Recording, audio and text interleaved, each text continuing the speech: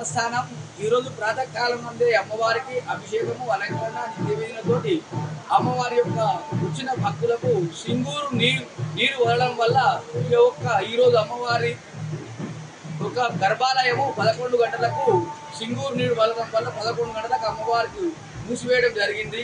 వచ్చిన భక్తులు ఈ సింగూరు నీరు వల్ల దాన్ని దృష్టిలో పెట్టుకొని వచ్చిన భక్తులు రాజగోపురంలో ఉత్సవ విగ్రహానికి పూజలు అందుకుంటున్నటువంటి వనదుర్గా భవాని మాతకు మొక్కుబడులు రాజగోపురంలోనే చేసుకుని వారి యొక్క ఓడిబియ్యం కానీ ఏదైనా కానీ వచ్చిన భక్తులు అమ్మవారిని దర్శించుకొని ఈ యొక్క దేవాదాయ ధర్మాదాయ శాఖకు సహకరించాలని కోరుతూ అమ్మవారి కృపకు పాత్రలు కాగలరు. వనదుర్గా భవాని మాతాకి జై. దేవస్థానము గ్రామం నాగసానపల్లి జిల్లా మెదక్ నందు దేవాలయము ఈరోజు ప్రాతకాలం నందు అభిషేకము మరియు నిత్య పూజా కార్యక్రమాలు నిర్వహించిన అనంతరము నిన్న రాత్రి సింగూరు నుంచి 10,000 క్యూసెక్లు నీరు వదిలినారని మెసేజ్ ఇవ్వడం జరిగింది.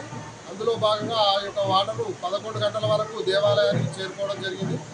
దాన్ని దృష్టిలో ఉంచుకొని దేవాలయంలో ఉన్నటువంటి హుండీలను కానీ అక్కడ క్యూ లైన్లను కానీ అన్ని ఇప్పుకొని తీసుకొని వచ్చి దేవస్థాన కార్యాలయం నందు భద్రపరచడం జరిగింది. అదేవిధంగా 11 గంటలకు దేవాలయాన్ని మూసివేయడం జరిగింది.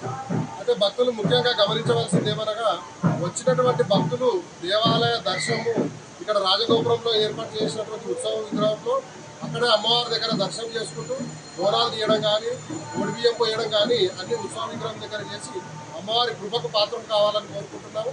అదేవిధంగా దేవాలయానికి వచ్చే పరివాహక ప్రాంతం మొత్తం కూడా నది ప్రవాహము ఉధృతంగా ప్రవహిస్తుంది కాబట్టి భక్తులు నీటిలోకి దిగకుండా పోలీస్ సిబ్బంది వారైతేనేమి రెవెన్యూ సిబ్బంది వారైతేనేమి మా దేవస్థాన సిబ్బంది అందరం కూడా ఇక్కడ నిరంతరము పర్యవేక్షణలో ఉన్నాం కాబట్టి భక్తులు ఇది గమనించి నీటిలోకి దిగకుండా ఉండి జాగ్రత్త పడగలరని కోరుకుంటున్నాం. అదేవిధంగా దేవస్థానము ఎప్పుడైతే నీటి ప్రవాహం తగ్గుతుందో నీటి ప్రవాహం తగ్గిన అనంతరము ఆలయంలో పునర్దర్శనాన్ని కల్పిస్తాము. అది నీరు తగ్గడం తర్వాత తెలియజేస్తామని తెలియజేసుకుంటూ భక్తులు ఈ విషయాన్ని గమనించగలరని దేవస్థానం తరఫున మనవి చేస్తున్నాం.